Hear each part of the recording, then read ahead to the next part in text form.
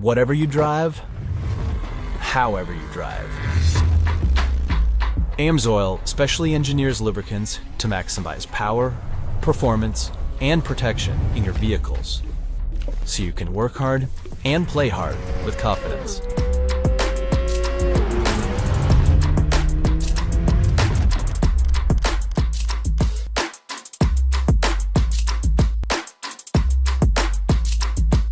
The following is a presentation of iRacing on PTR TV. We'd like to thank all of our channel partners for their support. Please like and subscribe to the channel, and we hope you enjoy today's broadcast.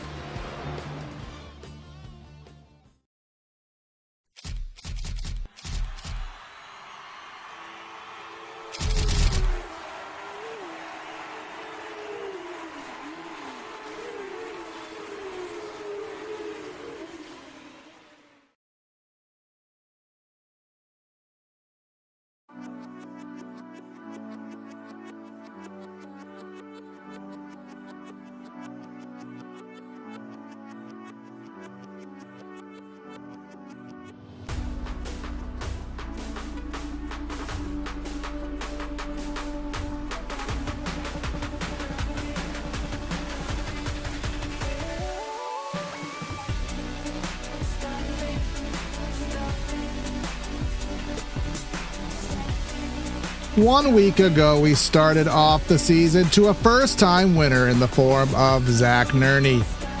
Now we head back to a racetrack that the Cup Series has yet to visit and has not seen since 2004, but now with a fresh coat of pavement, and let's see what will happen. The triple bypass Nichols Oil Pros Cup Series takes to the newly updated Rockingham Speedway for 140 laps. Should be a whole night worth of fun. Welcome everybody to PTR TV, round number 2, 140 laps of today's race, the Tire Shredder 140, which may or may not be accurate because we're on fresh pavement, but we'll see how it all transcribes. Gonna be myself, Corey Silva, in the booth, Brad Dalton to help me out with the commentary here today. Brad, your best friend Zach Nerney got himself a win in crazy form last week, and here we are at a very, very difficult track to see how these guys can muster with a lot of rule changes here in round number 2. Yeah, good morning, good afternoon, good evening. First, we got 2 wins last week. I want to make sure that we put some respect on his name. He got 2 wins last week. He pulled out the win in Xfinity on Thursday night as well, with a very, very impressive run at the end. Almost lost it on a green-white checkered and somehow was able to get a switchback done and do it. I told him that Chicagoland just must be his track from now on. So it's exciting to see what he can do this week. And he's feeling good this week. I was talking to him literally right before I jumped in the booth and was like, hey man, so are we going for 2 for 2? And he said, I don't know as much. We'll find out, and we'll see how things go. Plenty of fast guys though, and Corey, you said it, a lot of rule changes to go over, a lot of changes from last week to this week, and I think it'll really make the racing exciting. Hopefully I don't get called out on Reddit or fired over it. Yeah, a lot of things. Brad was in the 24-hour booth, and let's just say some things happened there. Our sponsor, before we get into some more things on the day, Mark Jarrell, who's not on the track right now. Mark Jarrell, we've never been corrected on that. I say potato, you say potato, whatever it is, but we want to thank him either way. Mark, he raced skippies with me, so naturally he's on my cool side, but want to thank him for today's efforts here as we have 44 seconds left in qualifying. Steve McClendon on the provisional pole.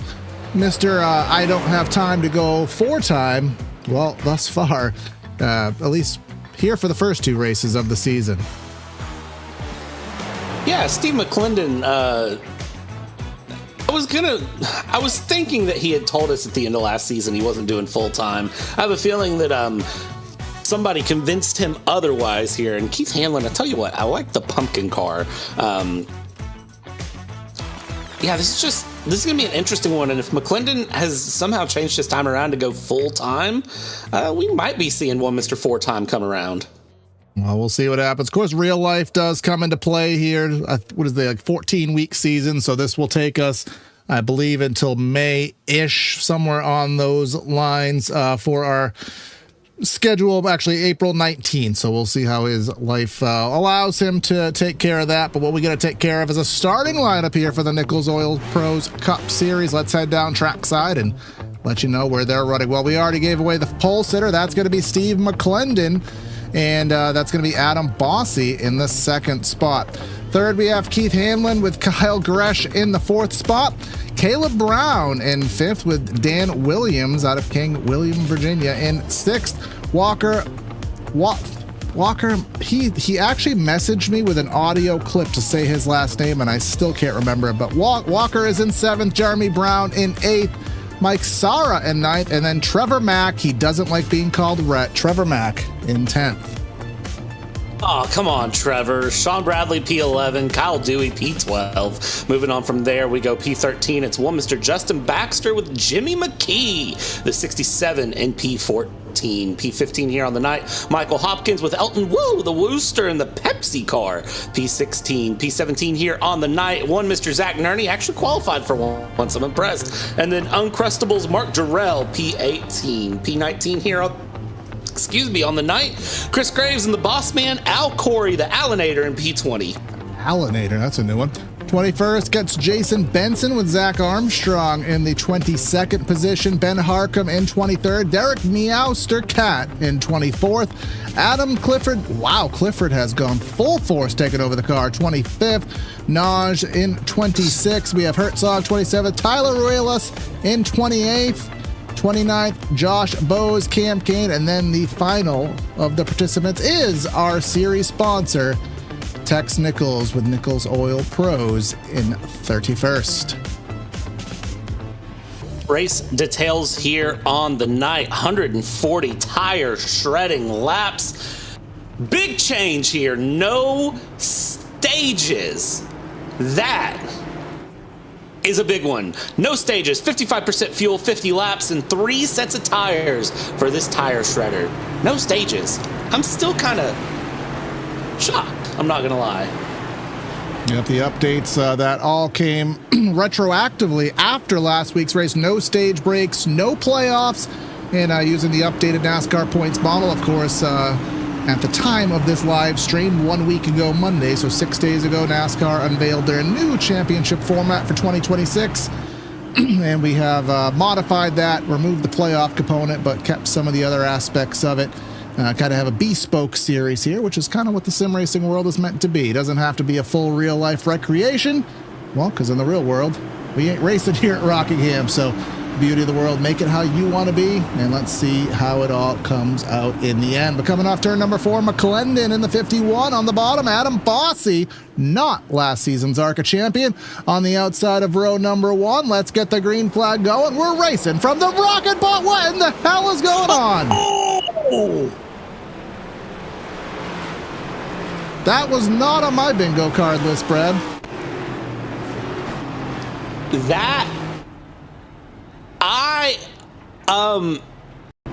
I was gonna say for Adam Bossy, usually he does great on the starts, but no, you saw Hamlin as well. Yeah, Hamlin as well, and unfortunately, due to some glitches, we do not have our Whiplash sim cams here today, so we'll just have to make do with what we do have. But this is Bossy. What? And there was Hamlin as well, almost in synchronized form. 35. Zach Armstrong came in there. Zach Armstrong, it almost looked like he intentionally turned into it. I know he didn't, but it looked like he did. This is the back of the pack perspective, right behind the boss man. Boop, immediate checkup. I mean, he was just trying to get clean space to see. I don't think he knew the cars were up high. He was just trying to get clean space to see. Now, if there's any blessing to that, is we were such low speeds and the fact that we do have a fast repair, so that you would think that would do something, but there is quite a bit of damage to the front of that number 83 Twitch Ford Mustang. Whether that's fast repair worthy, it may be, but again, very surprising because, again, this track was just scanned in late 2024, early 2025. I don't know exactly, but it's modern and it's fresh pavement. So even from an iRacing perspective, there's very high grip, Brad. So very, very surprising to see a car do that, within these circumstances. Not even just one car, it was two cars. I mean, and the setup is really greatly built. Like, this is one of those that I know Steve gave us some info. Well, Steve and a few other drivers gave me info, and they were saying that really the grip is there and the car has a great build, and that this is one of those setups that if we get long runs, it'll be able to go long run comfortably for the entire fuel run, if not longer. Like, I was not expecting to not even make it to turn one. I know with Daytona, the big joke was turn one, lap one, but we're not even. It's a 70-degree track. I'm confused. I'm not just gasted. I'm flabbergasted. My gastids are flabbered. I mean, saw that one on The Price is Right, and it just stuck in my head. But we'll see what happens. We have instantly, and this may be. I don't know if this is an auto call or if this is a manual call, but we are instantly on single file restarts for this one. So either someone in the tower got really mad or the session was configured in such a manner. But either way, we are single file. Doesn't completely remove the risk of that happening again, but now these drivers know what to expect. So put that egg under the throttle. Use the feather method, whatever you want to do in your brain. Train yourself not to be hard on the loud pedal. But let's try it again. Our first actual start of the race. Can everyone get going smoothly? Thus far, I'm going to say yes. Going into turn one here, looks like everyone holding it together here for the unofficial start as it goes here. Everybody single file out of turn two. Nobody going for anything too crazy yet. We got a couple of side-by-side cars here back outside of the top 10, or just in the top 10 there, actually. Trevor McLaughlin and Sean Bradley going side-by-side together there. That CVU number 77 trying to work its way around. And Kyle Dewey, can he do it? Well, he's going to sit back in the back, see what happens here. But this is a good run for him because he's already up 4 places on the day. And when they did pave this track, Brad, and you can see it here, even though we are on a new pavement, so there is allegedly more grip, they did kind of preserve some of what made Rockingham a very difficult track with the bumps, so it's not complete glass surface, which drivers will appreciate, and it'll help this track out in its later stages. Brad, can we make a truce on Jimmy McKee's car? Sure, what's the truce? What is his driver identification code on it? It's 87, isn't it? Nope. All right, well, I'm saying it's 87 because, again, I was in the 24-hour broadcast yesterday for part 2. I was in the booth, and I spent probably about an hour trying to avoid saying that because, let's just say when you have 1,000 people watching a broadcast and one of the commentators accidentally says that number together, it triggers something in people that I did not know could exist. I remember, In-N-Out Burger actually removed that number from their order sequencing. In-N-Out Burger, I think they're a Coke restaurant, not a Pepsi restaurant. Pepsi, which is on the Wooster's car. Remember, he won a race last season at a track that I do not remember, but I do remember he did win. Just lost a spot to Nerney, who you said had some confidence working his way up through the field. Hopkins, who always tends to run right around his car number. He is in the 11th spot, so has one more position to gain to make that match there complete. But McClendon up front has pulled away by about 3/4 of a second over Gresh. Let's pull up our battle tracker and see what the difference is. And my God, I might have to remove that picture. It's just driving me nuts. Last time by, just about break even. And let's see what it is this time by. And as we come through and around here, gap sitting about half a second. Gresh trying to make his run. 10.5 that time by. Yeah, not bad, honestly. We'll see if he can close it in. I think he possibly can as we go along. It's just going to be a matter of what does he decide to do here. I know a lot of these guys, McClendon, Gresh, Alcory, pretty much 3/4 of this field, as far as I know, are coming off of running the 24. So they're probably honestly wore out at this point, or they're feeling really good. It's kind of 50-50. No, no, no, no, no! No! That is Kyle Dewey there on the back straightaway. He has kept it off of the racetrack and did a bang-up job to evade causing the yellow flag. Let's at least get a quick replay of such. Just lost it. We saw it right in front, whether it was arrow or not, but he did an amazing drift there to keep it on the apron. And that made the iRacing flagger algorithm happy enough to allow us to continue racing. He blended back in now in the 25th position, and we see some more smoke on the racetrack, or maybe that was his smoke that hasn't faded yet. I'm really shocked that he's still running around on those tires. I don't know how well iRacing models flat spots, but I would have to guarantee at that point you got a big old flat spot in the tires in real life. So, even then, though, overheating the tires, you can see he's working the high line now as he goes. So he's definitely at least overheated the tires. Lucky for him, it's a 70-degree racetrack. Yeah, flat spot is #soon. iRacing has said they're working on it for years and years, and it's soon to happen, but they also said that about 2012, so #soon. But what also is #soon is a pass for second position where Jeremy Brown is closing in on such number 27 car, Kyle Gresh. Now, Steve McClendon did give us the privies pre-race that, he said about 50 to 55 laps. Did actually predict that this place would be single groove, which for a track with high grip is not too out of the ordinary. High grip repaves. Traditionally, you're not going to be able to go up to the fence as you would on the Legacy version, which if you prefer the Legacy version of Rockingham, stay tuned for our Tuesday broadcast, which is going to be the ARCA series brought to you by Culture Designs. They'll be on the Time Machine version of such Speedway, but you can see Jeremy Brown trying to do a little bit different on the line, Brad, try to get some clean air on the nose. Yeah, Jeremy Brown going to be consistent here. He is smooth, he is fast, and no surprise here to see him kind of sticking around, trying to find clean air, trying to do something different here. The aero push can be massive here as we go through, with Jimmy McKee bringing his way around here with Trevor McLichan,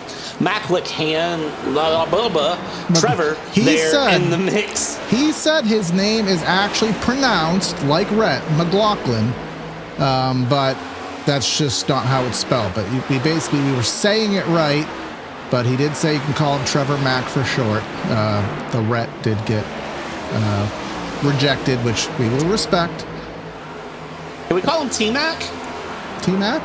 I don't see why not. I mean, why would you not want to be one of the best Orlando Magic basketball players / Houston Rockets? But if he rejects T-Mac, then I don't know, because that's actually a compliment right there. Never won a championship, did T-Mac, but certainly a Hall of Famer. Who's also a Hall of Famer is Adam Highline Shaw. Clifford has absolutely taken over that car today, even more so. He knows he's on air because he ran the high line and kissed the wall. But Clifford to the extreme, Mr. Adam Shaw. It kind of makes me uncomfortable because he has the real-life edition of Clifford. And I'm gonna get a lot of schmuck. I just said he was a Hall of Famer. I'm gonna get a lot of schmuck in Discord after this one. But yeah, probably. Adam Shaw, do me a favor. Confirm for me. Are you part of the Corgi Corps? Because if you are, then that explains a lot. I don't think he is, though. Of course, that is a massive inside joke with this league. And I'm sure it will come into fruition a little bit later in the season. Adam Bossy trying to make his way through the field. Ben Harcum, who did quite well last week at... Where were we last week, Brad? I literally don't remember where we were last week. Chicago, yeah. Chicago. He did great last week, and not so much here at the Rockingham Speedway. He's running the high lane and opens the door. Caleb Brown to the inside, and then just ahead of that, you have another good battle going on. Dan Williams in that gray car underneath Benson in the 42. A little bit more side-by-side, a little bit more multi-groove than perhaps was on the docket. Somebody got loose, and that was Williams.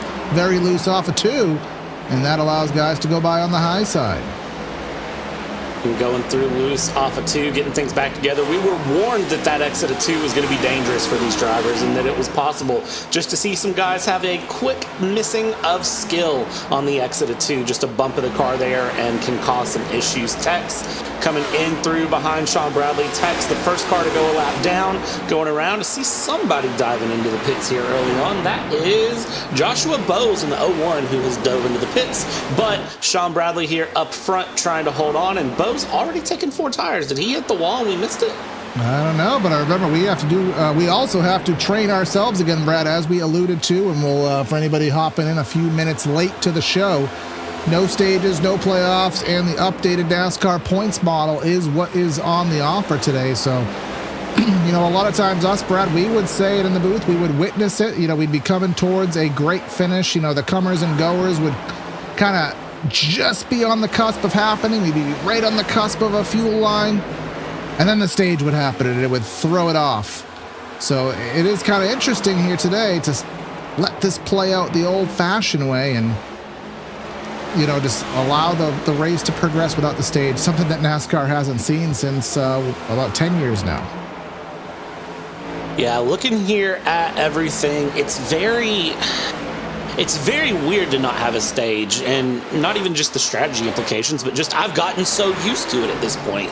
And I think it's going to be the same thing for the drivers. They've gotten so used to it. But, I mean, no stage, it really does set things up where these long runs can develop. And when these long runs do develop, I mean, you end up with drivers who are just fast. And if a fast driver can capitalize on no stage, no caution, they're going to do so and try to stretch leads and let leads run. And I have a feeling we might see more runaway races than we have in the past just because of that no stage break.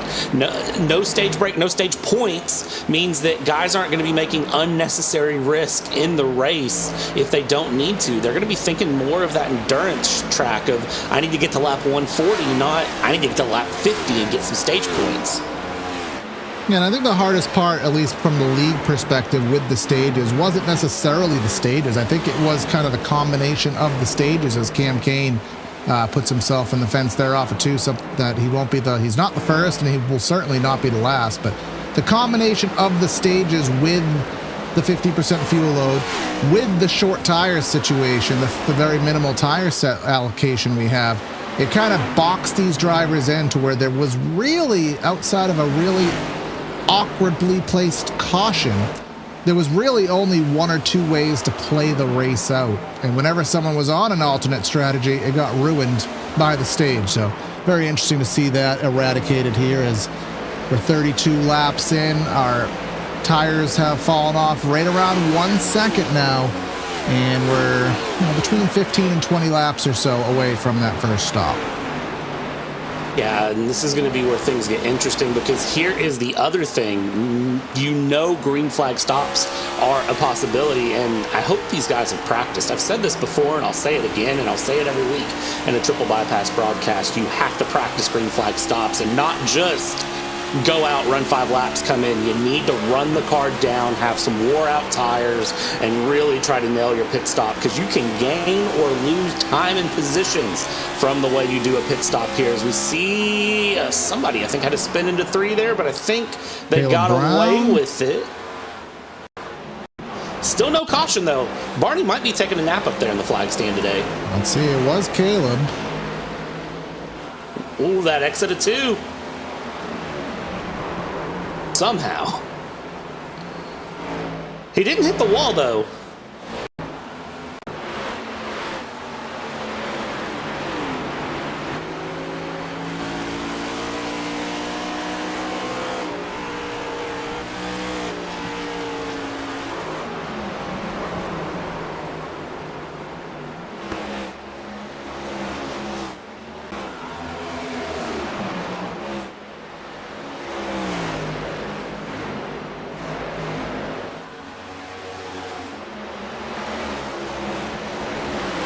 I've never heard that saying I just before, said all of that honest. with a muted. I just said all of that with a muted microphone because I was coughing.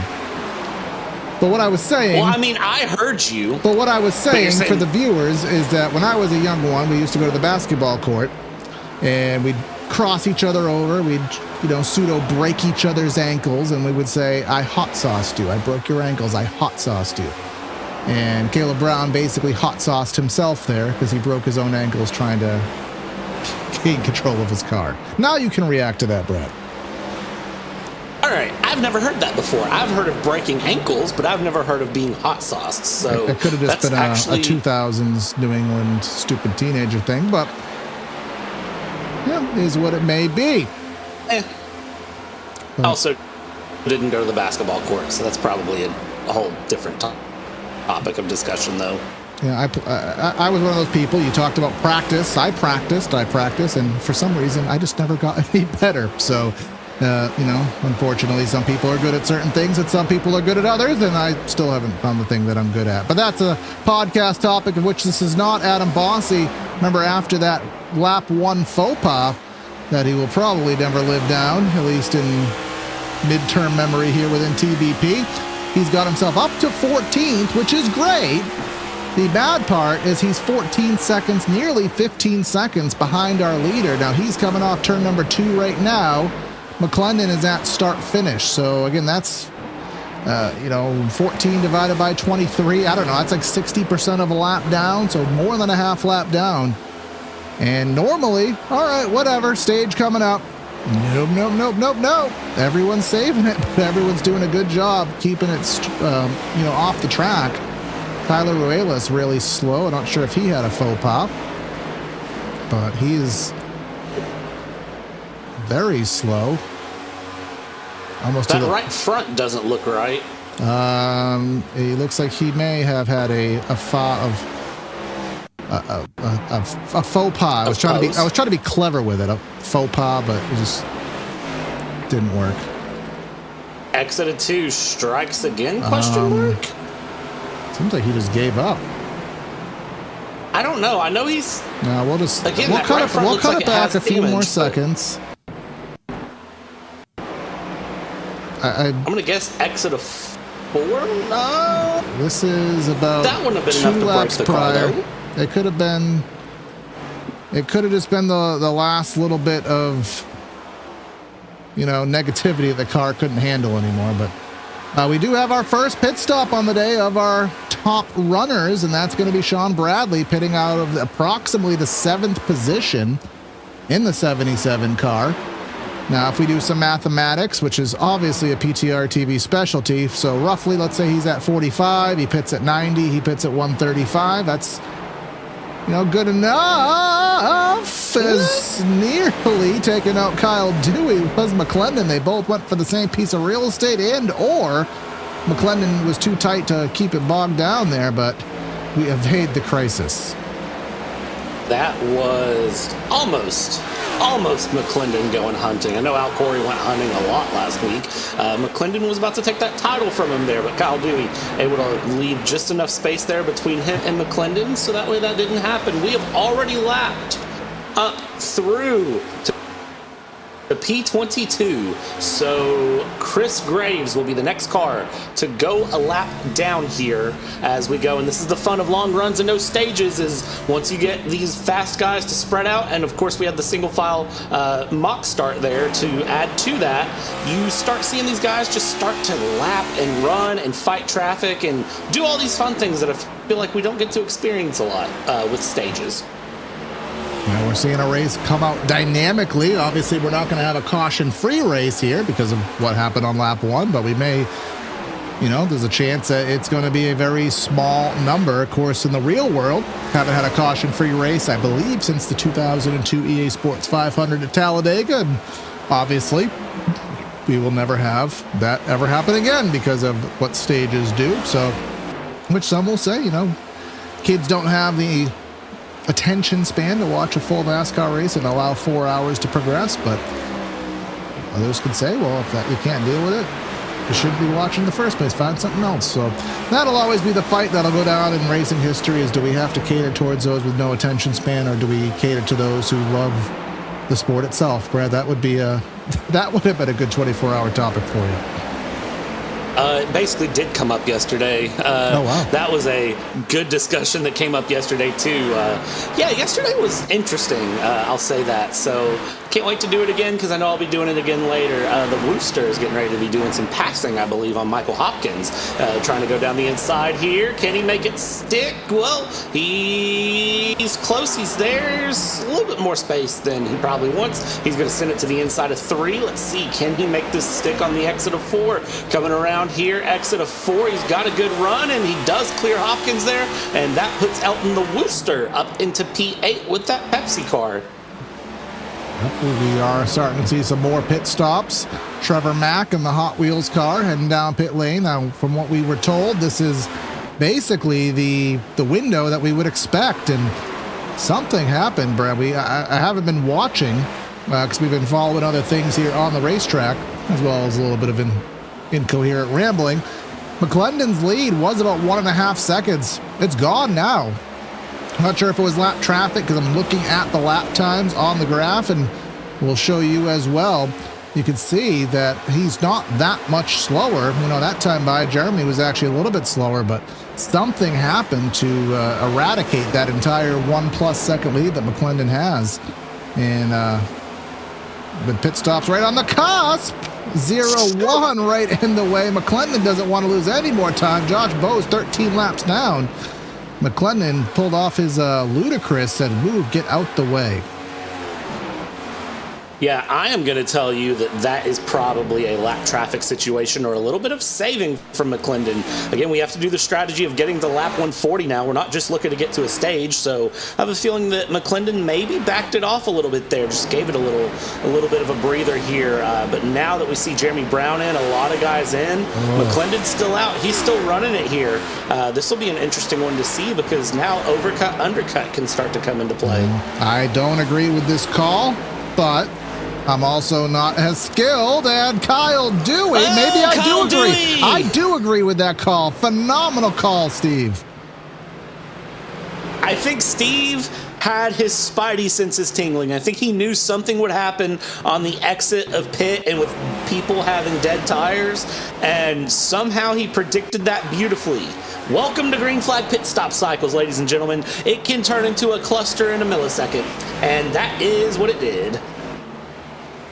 There you go. That exit of turn so 2. he had it saved, and as I always like to allude to, the elephant on a skateboard syndrome, and nobody understands that he corrected the car.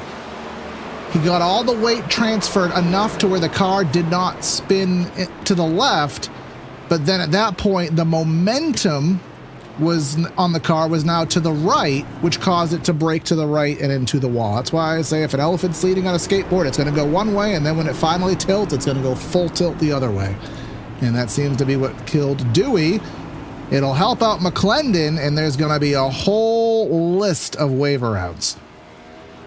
Yeah, that is going to be an absolute mess. Only 8 cars on the lead lap right now, so that is something else. Only 8 cars on the lead lap. I don't even know. Man, I don't know the last time we saw that in triple bypass, especially with... It's probably been since they didn't have stages, however long ago that was. Maybe an ARCA race on a more difficult track. That would be maybe my only guess. But either way, Gresh and McClendon, they are going to be the ideal candidates right now. Adam Bossy, he didn't pit either, so again, those 8 drivers are going to be pretty well off. There are a few drivers who aren't in too bad of a spot. Yes, they will have older tires, but they're not ridiculously older. But the problem there, Brad, with the wave around is you don't blend into where your position is in double file formation. You are last of everybody else in sequence on older tires. It's, you know, you're getting the blessing of not being a lap down, but you're not getting any reward of being close to the guys you are battling. Yeah, it's very, very challenging. It's sorry, Corey. I'm still caught up in how this went down. It's just the reverse commentator's curse of, I literally said I don't like this strategy, and then it instantaneously works in his favor. It's just that I don't think it's ever happened to that degree before. That's amazing. That is amazing in ways I can't explain. So as we get the field sorted out here, I mean, McClendon retains the lead out of that. I will say shout out Adam Bossi, though, up into fourth place. And, well, the boss man's in P5, so we got to give him some love. That way we don't get fired, at least. Yeah, I had the camera on him a little bit earlier, so. And, oh, you know what, bro? We're going to have to alter our contract now because we used to interview the stage driver, the sponsor of the race, Mark Jarrell. We used to talk to them on the stage break.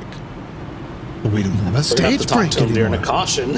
Yeah, and I just remembered now. So now we need one more caution to be able to talk to Mark here, who still hasn't forgiven me for not restarting my Skippy League. But one of these days, we'll get back on the track with Skip Barbers at tracks that are way too big for them. But either way, one to go. And are we doing single file once more again? Once more again. Certainly looks like it. Yeah.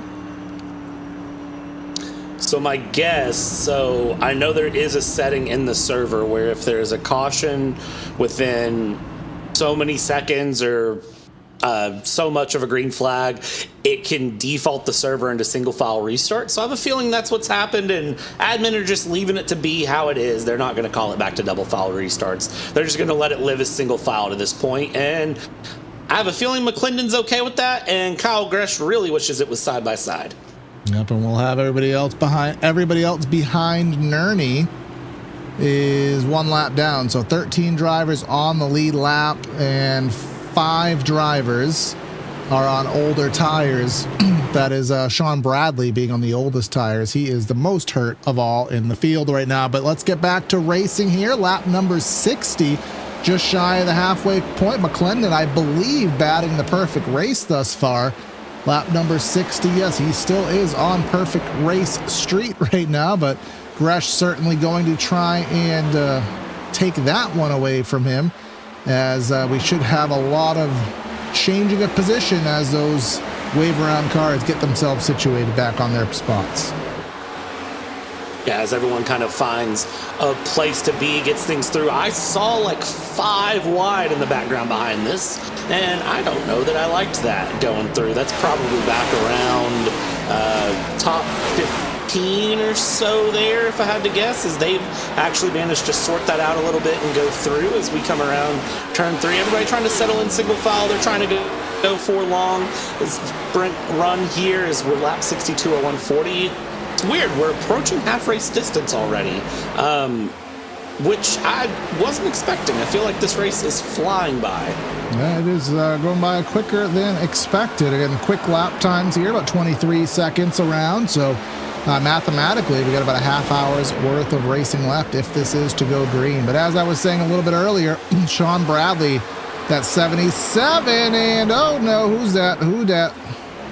That's Jeremy Brown. That's some great bit of saving there. That may be a Ricky Rudd Save of the Race award. Had some help from our redacted number.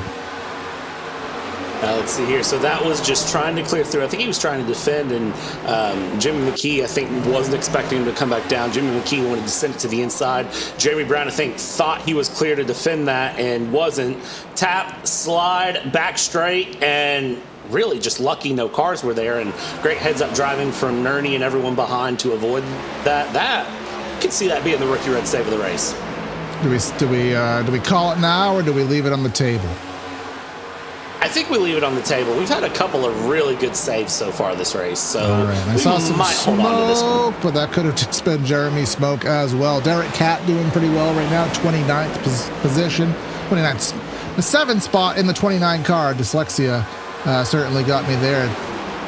2 blind men walked into a bra. But what I was saying prior to that, Sean Bradley in the worst position right now of all these drivers wave around, because he has the oldest tires of the bunch here. As you can see on the graphic, 22 laps. Remember, he pitted around lap 40-ish. Everybody else pitted in the 50s. So compounded with having to get the wave around, he is putting on older tires. Now, I don't know how much of a detriment it is, but any detriment is more than what you would want to deal with. a feeling that it is a little bit more of a detriment than he probably was expecting, because taking a look at everything here going through, it's about a second of fall off throughout the run, maybe a little bit more as it goes. Going right now, I mean, we're already at about half a second of fall off for the leader, McClendon. He's only been running 11 laps, but I think some of that is also just saving up front. I don't think they're pushing 1,000% pace, so they are really just holding on right now and, just trying to get through here as we have the number 78, the Chick-fil-A car, formerly Popeye's car, going through with Tex Nichols there just ahead as they go down the inside, get past, and the 78 clears to Tex. Tex just continuing to push that car along, run some good solid laps, and move his way through. Kissing himself in the wall there, but again, our series sponsor with Nichols Oil Pros. I know, Brad, you are a customer of him, and you can get yourself oil shipped and other car lubricants and sorts shipped across the country. Send him an email, give you a good deal on that product. Again, we thank him for what he does for this Cup Series. And again, for the race, I'm going to go with Jarrell as the race sponsor here in the Uncrustables car, and putting this race on the Tire Shredder 140. And these drivers are given the choice to sponsor a race. Sometimes they get to pick the track that they want. Sometimes they pick the leftovers.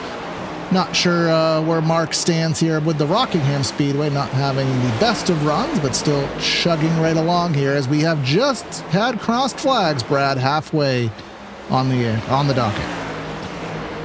Amazing to think we're already halfway through this race with half of the race to go here. Lap 72 of 140 on the night. Half a second the gap between McClendon and Gresh up front. And then another second back to Adam Botzi, who started P2 and kind of started off this race with the fireworks alive. Him and Keith Hanlon have had some great recovery drives so far, up into third and fifth respectively as they go and continue along. Adam, of course, last week had that run. He was doing fairly well, and then unfortunately lost some time. And then for Hanlon as well, he had a pretty consistent run last week, so will be interesting to see as the 58, again, that snap off of two, catching another guy off guard. Barney's asleep. Barney has decided he just doesn't want to do anything unless he has to. Now let's go back on the replay here. That is Sarah. He was loose on his own, and Sarah just gave him a little bit of a tap. And again, these drivers doing a really good job to keep the car underneath the apron while they wreck, which keeps the race green. Again, the iRacing algorithm wants the car to be at around a 45-degree angle in relation perpendicular to traffic on the racing surface. So if you're sideways and you're on the apron, Barney doesn't care. He cares if you're sideways on the track and if a car passes you. And so far, everybody who's gotten sideways has did a good job saving it and keeping it down low. And that's what keeps our green flag racing. That's what keeps this race a-flowing here. 76 laps in, about halfway through our stint. Well, and as you can see, Barney has a great observation here of the track. I mean, look at him up there. He's looking everywhere. He's paying attention. He is making sure if you're up on that racing surface, he's not going to let you get hurt as it goes through. Of course, the virtual world, hopefully nobody is getting hurt. Then again, direct drive wheels and motion rigs. We've seen some crazy things happen out of sim racing. But with that being said, Steve McClendon here not hurting at all up front. 9/10 of a second now the gap. He's pulling time away from Gresh as Gresh is actually dropping back quite a bit there. Adam Bossi about to be in a position to get a pass on Gresh. I think Gresh has hit the tire fall off and hit the proverbial cliff and is now just unfortunately oozing lap time out. Yeah, certainly the case as he is starting to drop back, but Bossi in that dirty air and struggling to get by. But one thing that we do need to do is we do have the ability to show you at home what happened last week at the Chicagoland Speedway. Let's go back and watch our triple bypass recap of last week's events.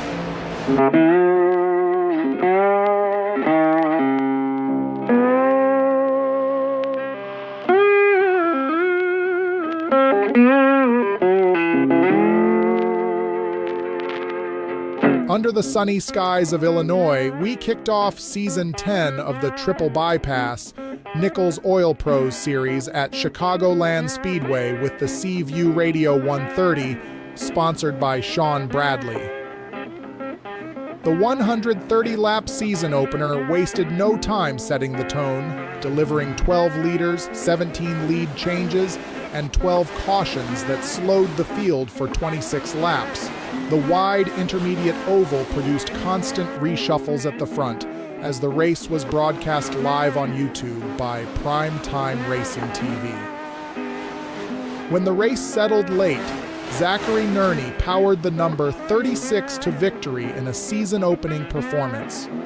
Starting deep in 36th, Nerney stayed patient through the cautions, picked his moments carefully, and led 12 laps on his way to the win. Sexy Waltrip finished second in the 27 after leading a race-high 30 laps and staying in the mix throughout the afternoon. His pace never faded despite some minor damage, and he recorded the fastest lap of the race at 30.1 seconds.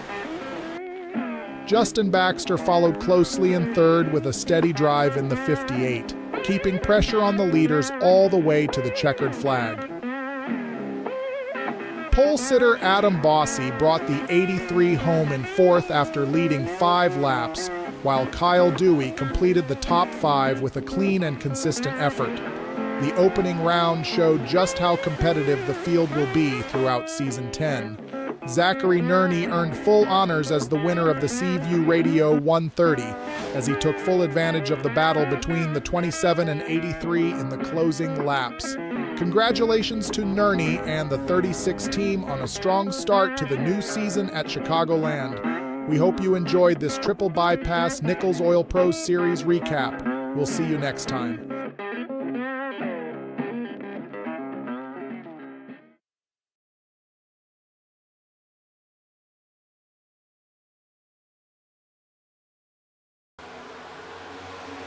And we're back here after that race recap. Again, we are here for race number 2 at Rockingham, triple bypass Nichols Oil Pros Cup Series, the Tire Shredder 140. Rockingham always known for being abrasive on the good years, and we are seeing some drivers struggle with grip here on the evening. Of course, myself, Corey Silva in the booth and in the truck. Brad Dalton helping me out with the calls here. Brad, this race just flying by.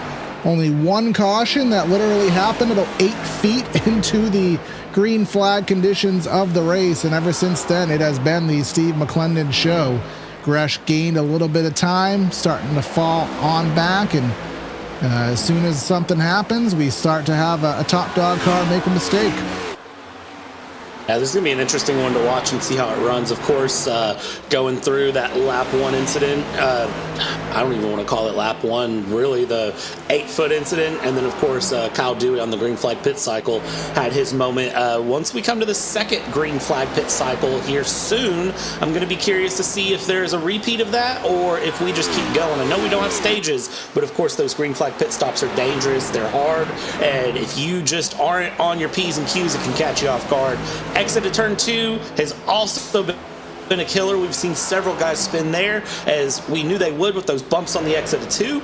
A little bit of just self-spins, but nobody really having issues on the exit of 2 to cause cautions. A lot of drivers just sliding towards the wall and then keeping it off the wall somehow.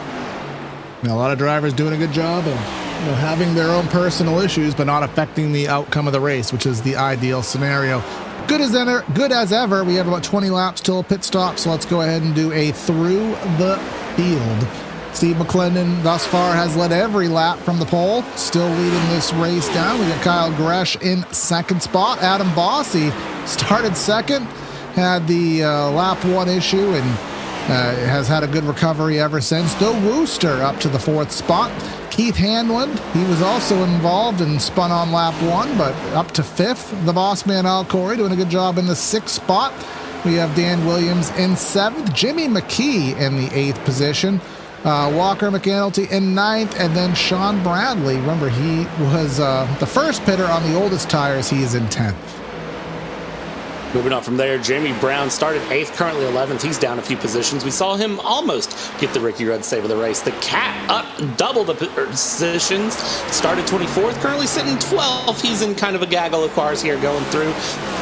P13, Zach Nerney started 17th, of course, last week's race winner. Was thinking he can get 2-time. We'll see if he can pull that off from there. Caleb Brown started 5th, all the way down in 14th right now. We saw that Texas Pete car be one of the cars to try to keep it off the wall and do a fairly good job of that. Going on from there, Trevor Mack in P15. He's dropped a few places here on the day. From there we go P16. Michael Hopkins started 15th. He's kind of just hung out in that same area. 17th place here on the night. Mike Serra going through, down several places. We'll see if he can work that Arizona car up. The Nosh up in P number 18, moving up some places on the day. There, P19 will be one Mr. Mark Herzog moving through as well. And then P20 here on the night, Jason R. Benson. Now, Dan Williams is in the pit, so that will throw these numbers off just a little bit. Ben Harcum is now in 20th because of Dan Williams. Mark Jarrell in 21st. Our race sponsor on the day, Williams, just pit, so he's in 22nd, but that will not stay as such. Tex Nichols, the league, or the series sponsor. I always flip-flop that. The series sponsor here, the Cup Series, 23rd. Adam Shaw, 24th. Justin Baxter, Cam Kane, Josh Bowes, and Kyle Dewey will round out the cars currently on the track. Chris Graves, Tyler Wheelis, and Zach Armstrong all done with today's efforts. And in the pits right now is Josh Bosgan. He's 14 laps down, but he is in the pits, worth noting that. And again, Dan Williams in the 35 did pit for a 10-second pit stop. I know Steve did say 2 tires could be plausible, and that's within range of making the end of the race. So that 35, not a winning car, but it might gain him a spot or two compared to where he was running. I mean, if you're feeling bold and you want to roll the dice here and try to find some sort of different strategy to get yourself up further than you possibly should be, I mean, that's a good way to do it. And not saying he doesn't deserve to be in the front, just saying if you want to roll the strategy and you're running back near the back and you want to try to get towards the front, that's a good way to do it. As we have the number 70, the Arizona car now in.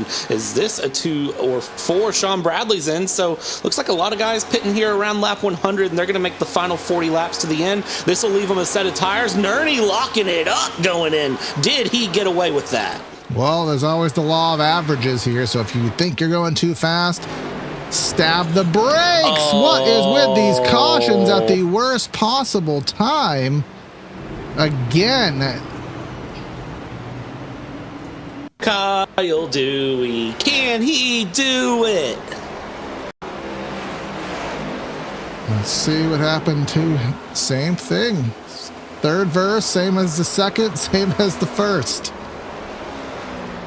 And right there, Yep. Hopkins going past him, I think is what triggered it.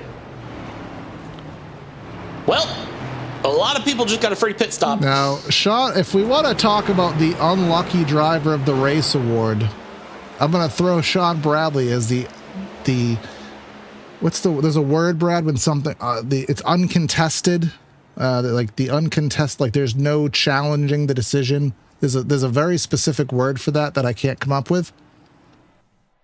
And why did Sean Bradley just tow? Indisputed, is that oh, it? Gosh. Indisputed? I feel Yeah, indisputable. Yes. So. Yeah, no, he's definitely heartbreak of the night there for Sean Bradley. He's in the pits. He's done. Whether that is a rage quit or I don't know. Yeah, it could be a rage quit. And I only say that because I know Sean Bradley is a part-time driver. So he did say that. He doesn't have the wherewithal to run full-time. So if you're 2 laps down, I mean, if it ain't fun anymore, I mean, all the power to you. But it could be something else. You never know either way. But pit stops to be had. I will say, Brad, because of this caution sequence and the fact that this is within range to make it to the end of the race, well, let's see. The perfect race is still in play for McClendon as far as my math sustains. Yeah, the perfect race is still applicable here, which on the Cup scale is pretty rare. But we do need to, again, fulfill our contractual duties. We do have to talk to our race sponsor. All right, Mark, you got us, bud? Mr. Mac. Yeah. I was going to say, I'm going to boot you out of Skippies if you don't answer. Well, it's your race sponsor, man. We always give the race sponsor a chance to have a couple words here in the booth. So how's your race going, man? Well, it was going well, and then that first caution came out as I was hitting pit road, so I got to end the line penalty. Yeah, got stuck lap down now. Yeah, it seems to be the running tab here. It is 1 to go, so I don't want to hold you too long, but I know it's your race sponsor, Tire Shredder 140. Just kind of a fun name. Did you pick Rockingham by yourself, or was that just kind of one of the leftovers you had to choose? It was one of the leftovers that I could make it to, so I don't know how it was. All right, man. Well, again, I always appreciate you as a Skippy driver, Skippy Tribe, and I just have one question. Can you enunciate your last name? Because we always say it 2 different ways. Be Jarrell. Jarrell. That's we didn't say that either way, so we were both wrong. But Mark, get back at it. Hopefully you can have some good luck in the last 40 laps. Nah, thanks. I don't think you said it that way, did you? No, I did not. I said Jarrell. So, double foul restart. Let's go. Hey, interesting. Let's make it juicy with 38 laps to go. And Derek Catt. Wait a second. Did Derek Catt stab the perfect race? Wait, what? I didn't see him stay out. He stayed out. He stayed out. Lap 46 laps. So the perfect race ruined by Derek Catt. Steve McClendon is going to... Of course the cat took it. Steve McClendon is going to go absolutely ape after this race. It's almost like the pitcher that, I can't remember his name, on the Tigers who got the perfect game thrown as we are now under caution. And it's Mark! Oh, no! Mark!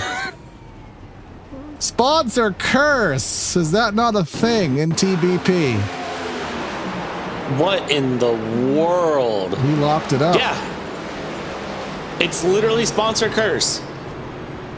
We're going to talk to Steve after this because we need to see his opinion on losing this perfect race. They're 3 wide. Whoa, him and Tex. There's what's his name? Nerney to the outside.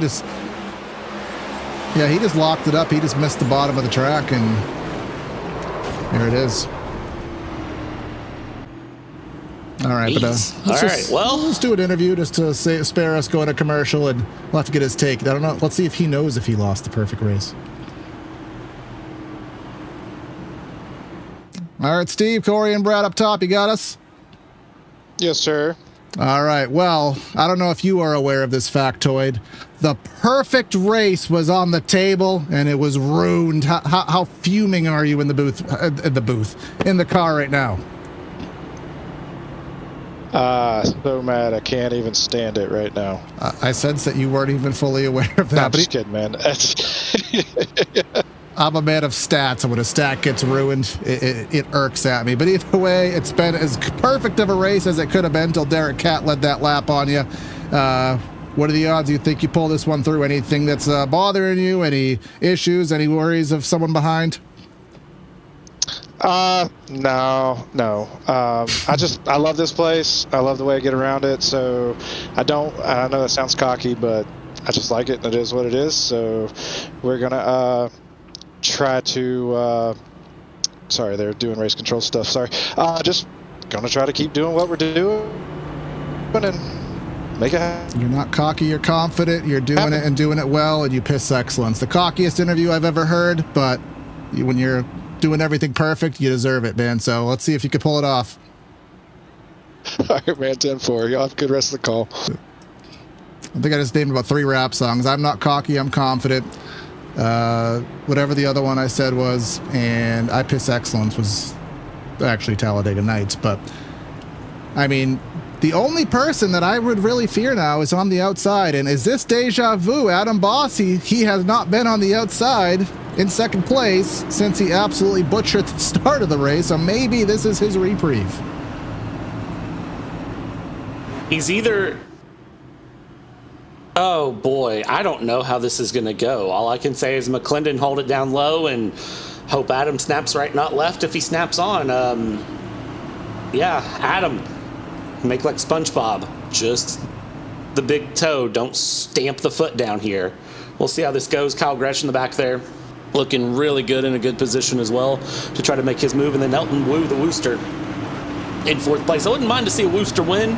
If he can pull it off, we'll just keep our eyes on it, see how it goes. Pace car gonna pull off here. We'll get things going. McClendon trying to go for a win. He's got Adam Botsi, though, who's a quick driver there. Barney with the green flag and a great getaway. Adam doesn't spin the tires out, but he doesn't get away. He drops immediately to 3rd. Yeah, loses that spot. Now down to the second, now down to 3rd. And Gresh, not an easy one to pass. I think Al Corey may have had some issues there off of turn number 2. Now in the back of the pack is right in that 10th spot, Michael Hopkins. Again, as I always say, he always runs around his car number. He's in 11th. He's going for that 10th spot as we speak. Elton Wu, haven't talked about him too much, a couple times here sporadically through the broadcast. And then the driver below him, Walker McNulty, McAnulty in that Sweet Tarts car. He's had a quiet run, but doing quite well. And another driver who has had a good recovery, as you spoke to a few times, Brad, is Keith Hanlon, but does seem up front that this is the most pressure that McClendon has felt. McClendon, a driver who can handle pressure. I mean, that's what you have to do to become a 3-time Cup champion. So we'll see here how he does, though. Gresh, if there's ever a driver that can apply pressure, though, it is one Mr. Kyle Gresh himself. He does a great job here of applying the pressure, and that is just what he does. Sorry, I was doing a little bit of audio testing. I was doing a little audio double testing. Sound there. Yeah, I was doing a little audio testing. I was trying to mute stuff there, but I think the audio mix on this camera pack might be a little bit off, so I apologize if that is causing the stream to be a little bit off here. Lower those audio sounds. iRacing does updates every build, so as soon as you get something normalized, it changes. But let's see up front. I do see McClendon running the high lane right now, rather the low lane. Gresh was trying a higher lane, trying to get some clean air. And, you know, McClendon did say this place would be multi-groove, Brad, but, I mean, rather single groove. But the dynamics of what iRacing has done with the surface model and all that whatnot, we are seeing a pretty dynamic multi-groove track here at the Rock, which is fun to see. Yeah, pretty impressed with what we're seeing here, and I like it, honestly. A little bit of background info from Sean Bradley. Said he managed to be in the pits for both yellows and then got hit in the back by someone who did not brake and then ran out of fuel on the second yellow before he could get to his box. So Sean Bradley is out because that was an 8-minute tow that he was going to get to come back through. So that is game over for Sean Bradley on the night, as we have Walker McAnulty and Keith Hanlon going side by side here. They are having a great battle while Adam Bossi is going through, and Caleb Brown, another caution did he is hot out sauce himself again? Was this on the exit of 2? Or was this with or without help? Oh, Al. Ooh. He didn't get hot sauced. He got knocked off the shelf. I said it earlier, Al Corey was hunting last week, and I guess Al Corey decided this week he needed to hunt down some hot sauce. Texas Pete, very good option for some time. I could make a joke now, but I'll be nice. But yeah, I can't make a joke because that every 26,000 people have made that mistake this race, so it's not fair to pick out him for doing the same thing. But anywho, that puts another caution there on Adam Bossi, maybe in a more advantageous position this time around. In fact, I don't know. I guess I was going to have a word with him, but I don't see him in here right now. So can't have a word with Adam Bossi. Well, that's unfortunate. Yeah, we can have a word with Mr. Gresh. All right, Gresh, Corey, and Brad up top. You got us? Hello. Well, it's been a interesting race. A lot of strategy, guys getting pinned down and pit stop cycles, all this fun stuff. But now, we're pretty much on the set of tires you're going to finish this race out with. You got anything for Steve? I need him to make a mistake because the dirty air, especially off turn 2, kind of kills all the momentum. So it's really, really hard to get a pass going. Adam might be able to get to him if he gets by me here, especially on this next start. But no, I don't think I'd have much for him. I need him to make a mistake or there to be a big cluster of dirty air for him as well. Obviously, we saw the initial start be chaotic with wheel spin. We've seen turn 2 be a trouble spot. Have you kind of endured any of those issues, or have you been driving through pretty smoothly through all that? Or I've apparently got my own separate car because I got different problems compared to everything else. So, yeah, I'm having an issue with the brakes locking up going in the corner a little bit. So, well, I guess I would take a corner entry problem over a corner exit problem. But anyways, 1 to green, man. See if you can pull something off. Good luck. thank you. So he does not think he has a chance at it, but just because he thinks that doesn't mean that's the case here. Again, Adam Bossy to the inside. Maybe this is the opportunity to get the second spot as we are trying to figure out our track positioning here in the back of the pack here coming to 1 to go. Yeah, we might have to extend this by a lap just so these guys can figure out who goes where, because I saw like 4 wide when we should be side by side, double file coming through. Up front, looks like everyone's good. The number 5 of Elton Wu, I'm not sure what the Wooster's doing, but he's certainly trying to get himself back in position there. Looks like he's done that just ahead of one Mr. Naj Crutchley. And now as we come around here, Naj in the middle. Why are we 3 wide? Will this go green?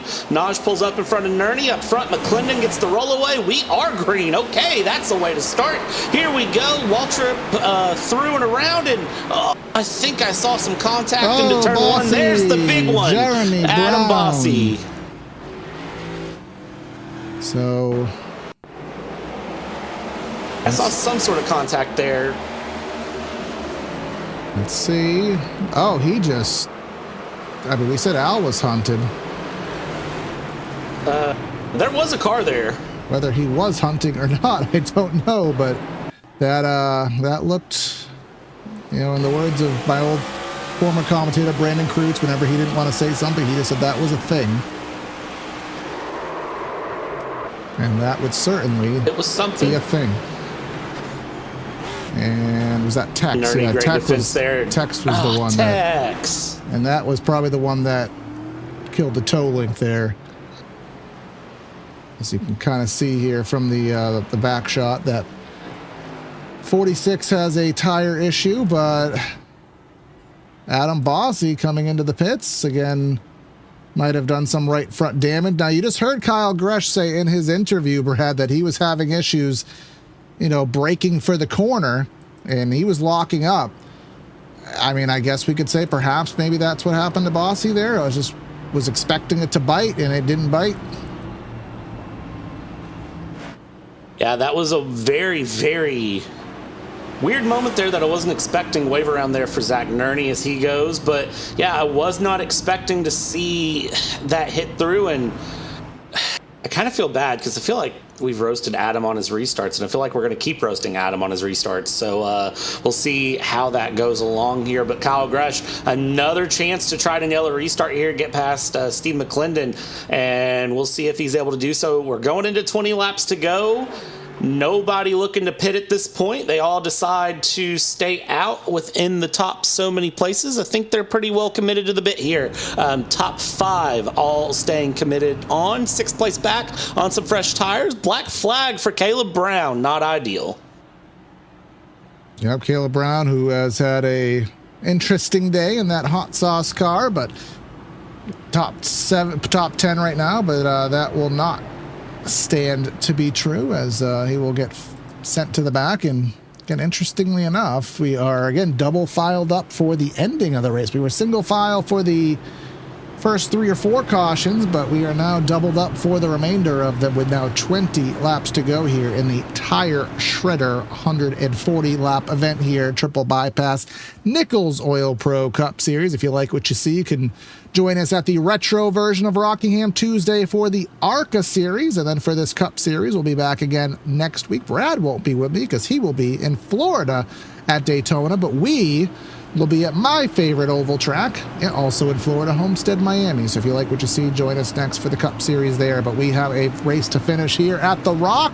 McClendon going for the almost perfect race, but a couple drivers behind him trying to make amends to that.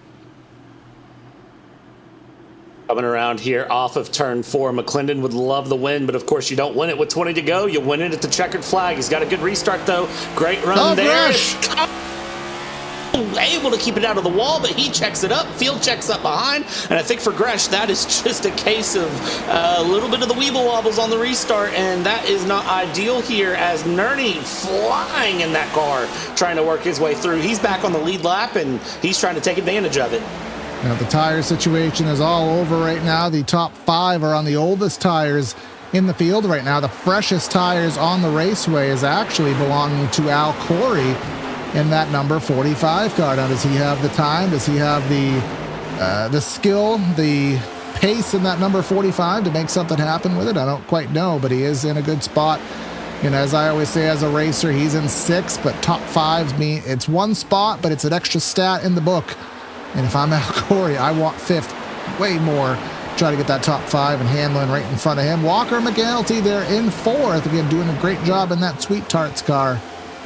But a lot of drivers in the back. There's Caleb Brown. I think he just heated to his penalty, and that's probably the end of his race.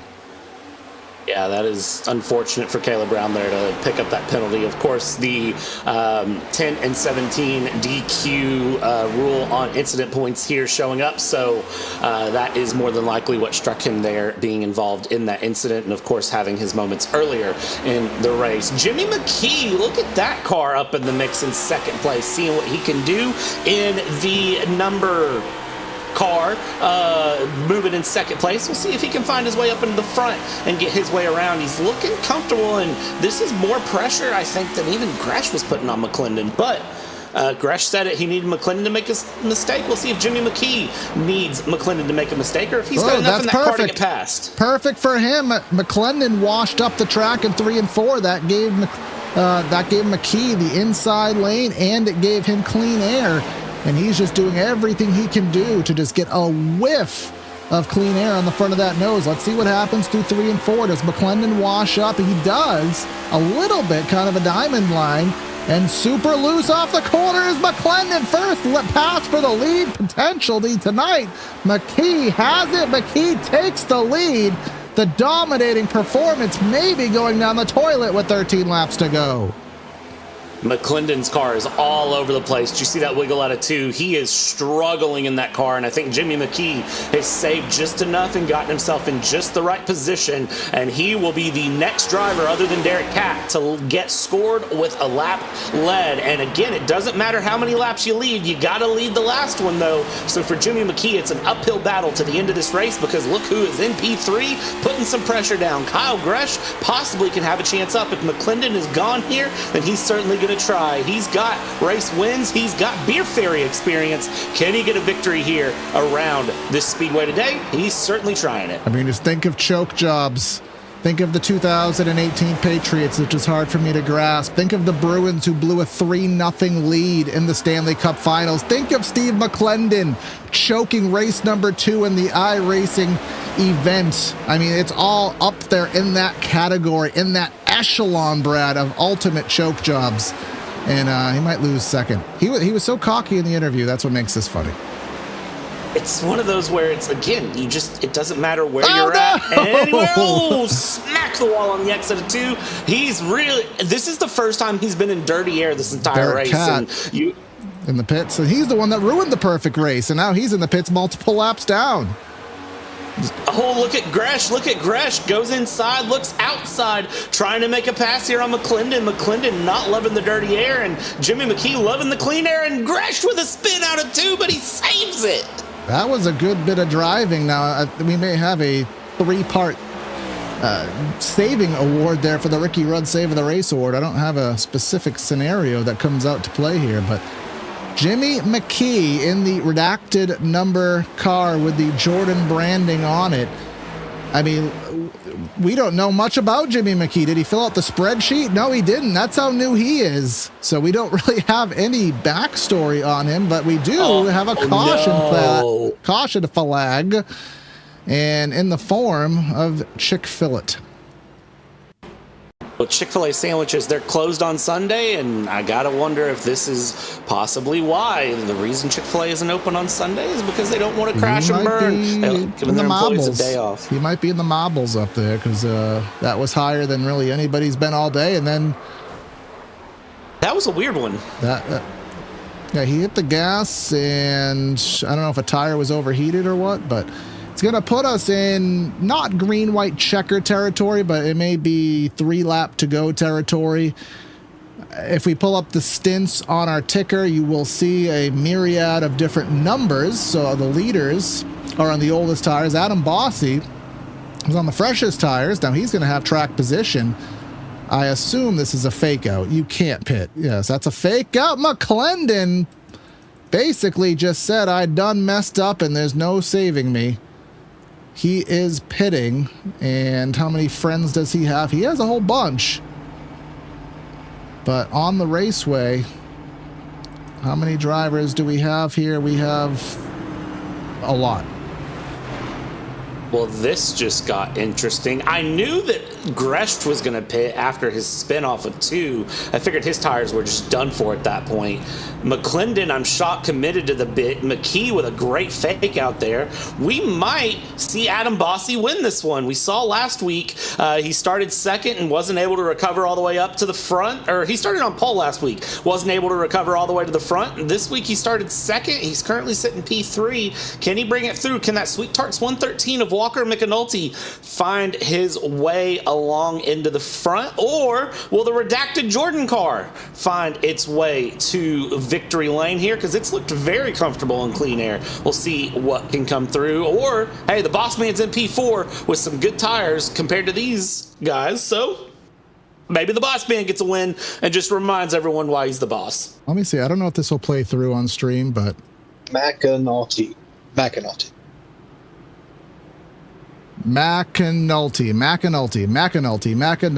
I'm not sure if that played through on stream. I think it did. So I didn't hear it.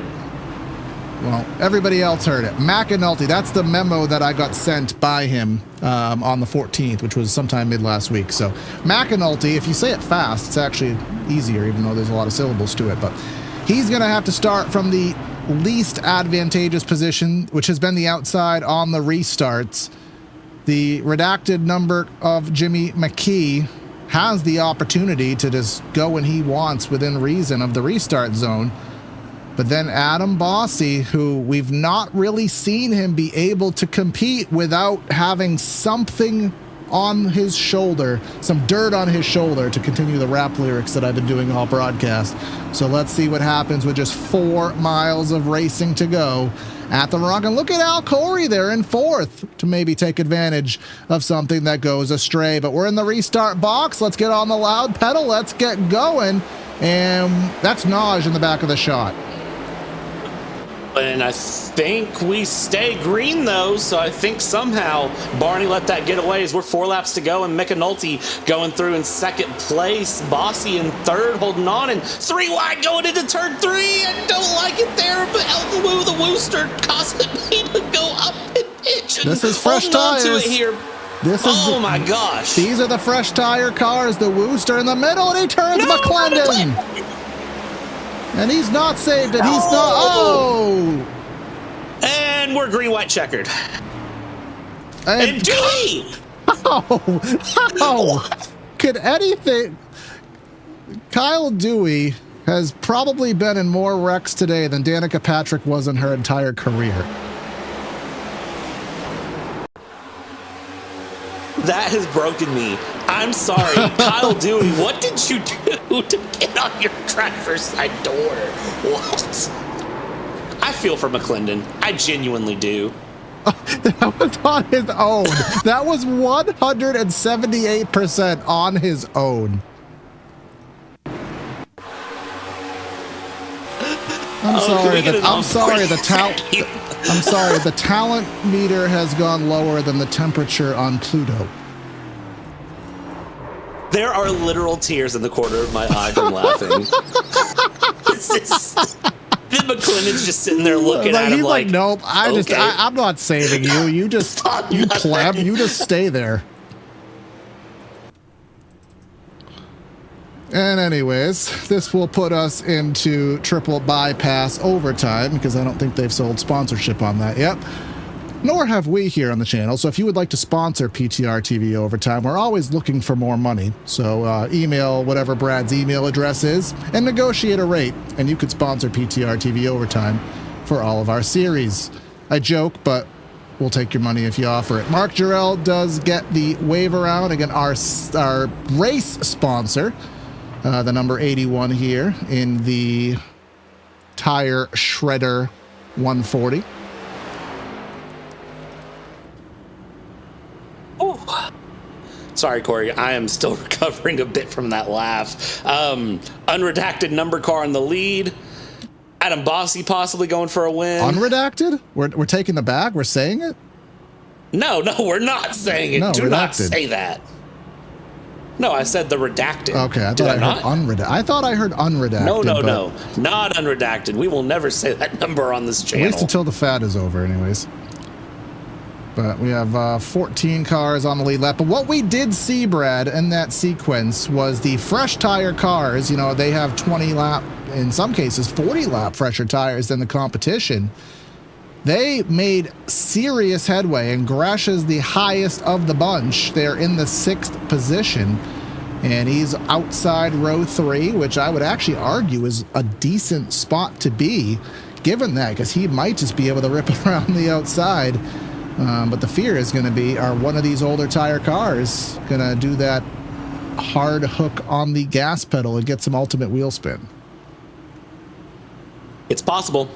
It is possible. It is a less than 0% chance. We just got to see who's feeling lucky here on the track here today. This is going to be an interesting one to watch and see how it plays out. Green, white, checkered. Of course, if we get the white, the next flag ends it. So we'll run it through for a final lap. Pace car pull off here off of 4 around the rock, and can we see the Jordan car with the number that we won't say get the win, or will Adam Bossy redeem himself for lap 1? All right, overtime here at... Oh!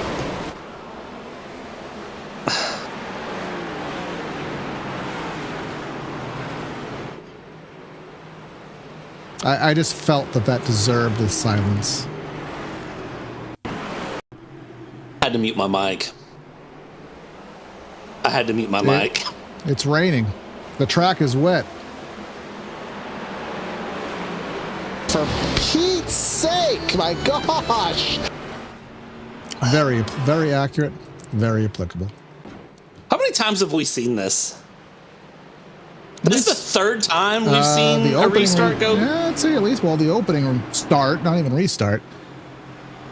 Now, this puts Jimmy McKee, who, again, now we have to describe the full circle here of what is going to happen. He has the oldest tires, and all of the oldest tires drivers have wrecked. So now he went from basically having this race locked up to now being in a very scary spot, and I will be damned if Al Corey is in 3rd spot right now. With good tires, okay, with decent tires, not as good as Adam, but very good tires. He does have Gresh behind him, but Jimmy McKee is on the oldest tires of the bunch. So Al Corey not in a bad spot, but Kyle Gresh outside row 2, again, has the freshest tires of all. So what has the range of emotions, Brad, for the drivers in this race, such as McClendon, who just dominated and then it all went astray, to us in the booth just bragging about how clean this race was, and it has completely flip-flopped. This Whopper, with this bacon and cheese Whopper with a milkshake, has quickly turned into a fish fillet with a cranberry juice. Hey, don't diss cranberry juice. That's what I drink on flights. I drink cranberry juice. It's so good. Come on now. Don't diss a cranberry juice. Okay, anyways. Okay, a fish fillet with what's that? With a moxie. With a moxie. I've never met someone who likes moxie. Moxie is literally Dr. Pepper, which is a good thing, but it's mixed with like Diet Coke and Robitussin. Why would you do that? That's what a Moxie is. If anybody in this, someone's going to say, oh, I like Moxie. And I just, no, you're wrong. You are wrong. I bought one just because I saw it at the gas station one day and I was curious. And I was $1.89 plus 5 cents of state redemption deposit that I will never get back. I don't even know what a state redemption deposit is. I'm not going to ask. I'm just going to go, okay, this is going to be an interesting one. You recycle your bottle and they give you a nickel for it. So. Oh, okay. There we go. But anyways, I think this is number 2. So we have one more chance to screw this up for another overtime, but we are going to hope and pray that that does not happen. But Jimmy McKee, who is on the oldest tires, but he has a great car, he is the leader of the race. To the outside, Bossy, who has been checkers or wreckers here today, we're on the loud pedal. Can we get going? We couldn't last time by. Thus far, things sort of seem to be swimming through in a big jump and a big gap from the 67, and Al Corey going for the second spot. Contact with Bossy.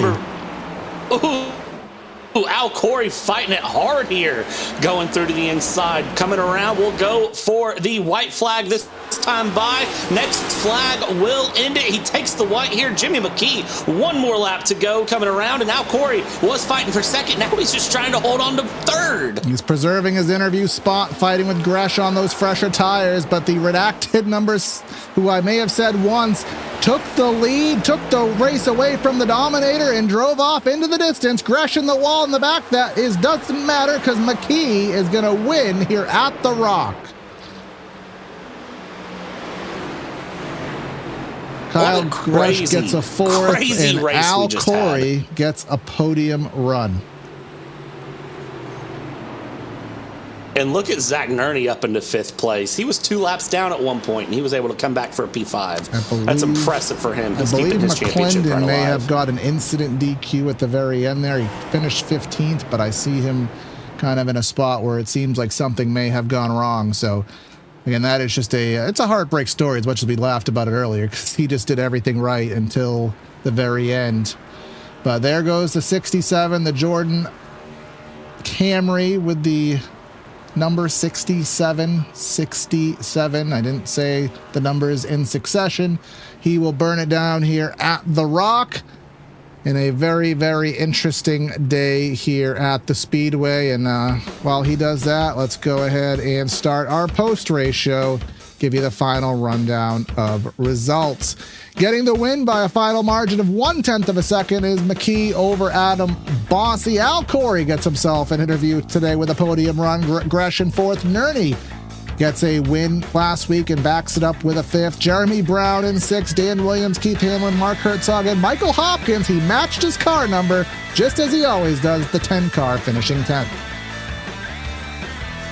Up from there, it's P11, the Wooster there in the Pepsi car, and Walker McAnulty in P12. Mark Jarrell, the Uncrustable car, was able to find his way up into P13 with John the Naj Crutchley in 14th place. Steve McClendon does show in 15th for now. He did show the DQ. We'll get some clarification on that a little bit later. Trevor McLaughlin in P16. Jason R. Benson, the R stands for some resilience, to find 17th. Mike Serra, P18. Adam Shaw, P19. And the Cat Meow led a couple laps, but in the end, 3 laps down at P20. And then rounding things through here, we got in 21st, Caleb Brown, who hot sauced himself into a couple issues. Tex did the best he could, 22nd. All these drivers multiple laps down and well out of the race. Harkham Kane Dewey, who he's going to be in the history books after this one.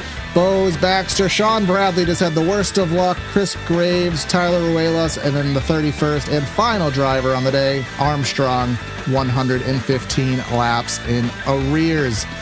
But Brad has made the big trip from the booth down to Victory Circle and has, I believe, found, oh my God, look what he did to his Discord name. I knew he would do it. Jimmy McKee, welcome to Victory Lane. And I got to say, you survived the Tire Shredder 140. You got the redacted car number up to the front. You had a beautiful run. I got to ask, how's it feel? It feels pretty good because I didn't think I was even going to race tonight. So just happy to have a fun race with everybody. And thanks for Adam Bossy for he's one of my buddies in another league, and he was telling me about this league and how clean it was and how fun everybody was to run with. So thought I'd give it a whirl, and yeah, had a lot of fun. Jimmy, is this your first race with triple bypass, or how long have you been in triple bypass? Because I know I haven't seen you on Cup before. I've been a part of it for about 3 days. First race. All right. Well, what a way to show up in style. The redacted car number that I will not say, getting up in the front. And I got to ask, is this going to be a trend for you? If you're up front today, will you continue to be up front through the season? It just depends if I get our twin girls to bed on time. All right. That makes sense. Family first and then virtual cars. That's right. So we were lucky tonight. Awesome. Well, Jimmy, man, it was a great way to see you kick things off here on a great run up front. Anyone you want to thank or shout out before we let you go? No, just Adam Bossy and Terry Brooks, Alan Cunman. I think they run the ARC League here.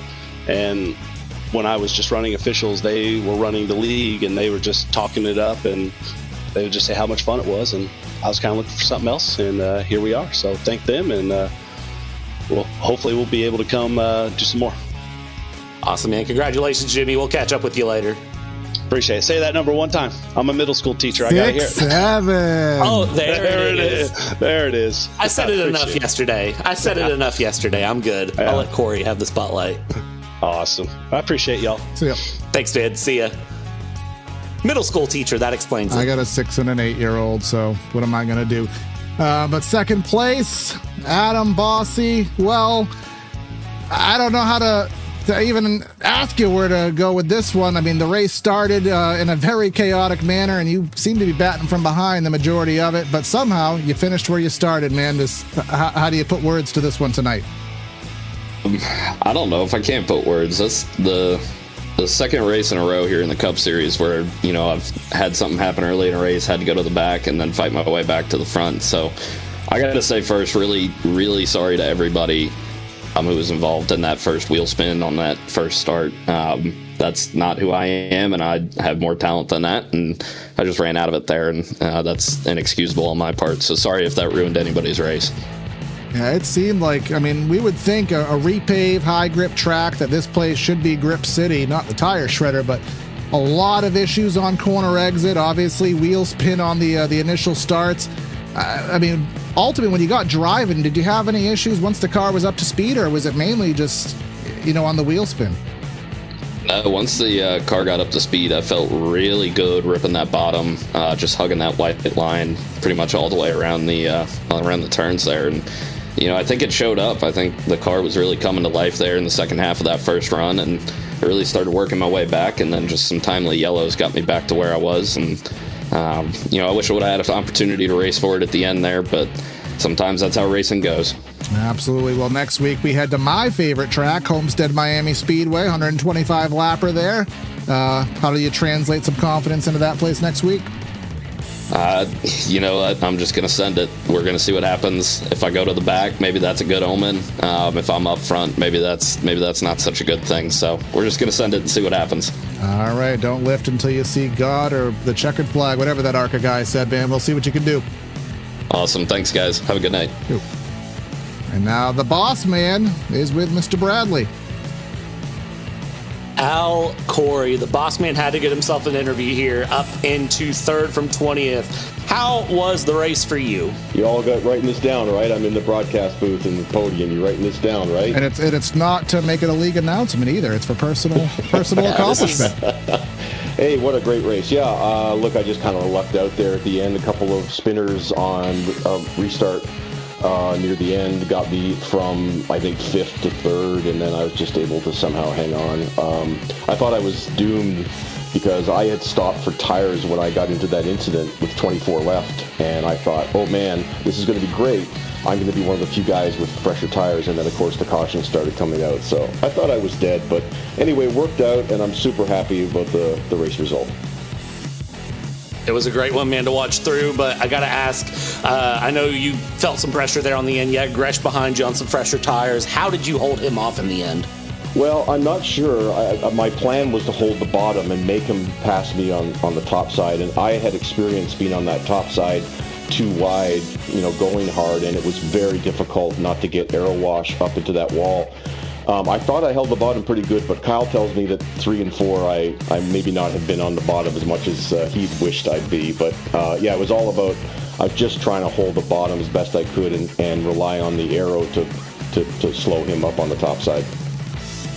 Absolutely, man. And looking ahead here, Homestead, Miami next week. How are you feeling about Homestead? Do we get back-to-back Al Corey in the booth?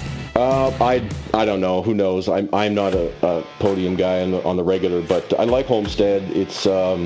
It's very much a momentum track, which I like. I'm a bottom feeder there. I've never learned to run the high side, so I have to be on the bottom. But yeah, I like it. I like Homestead, so I'll go in with a positive after this podium tonight.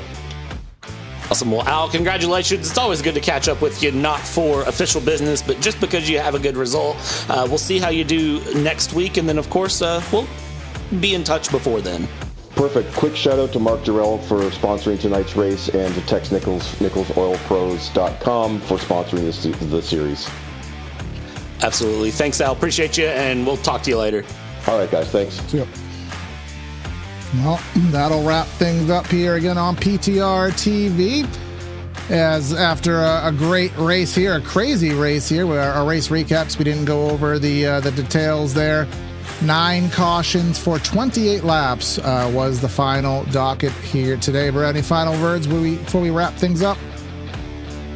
I like the changes that the league has made. I like the removal of stages, and doggone, this is going to be a good season. I wish I was here next week, but I'll be watching laying on the beach. So yeah, I'm sure it'll be fun. Can't wait to see how next week goes. You and Howie in the booth. Absolutely, that'll be a fun one. Make sure you like, share, comment, subscribe here. Very close to 1,900 subscribers, and would love a little bit of help to help us hit that threshold. Stay tuned for our next broadcast Tuesday, which will be the ARCA series at the retro version of this racetrack. Wednesday, I will be covering Elbows Out Racing for the first time with Patrick at a track that I don't remember off the top of my head.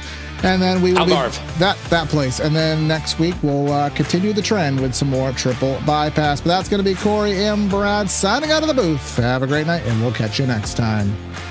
See you.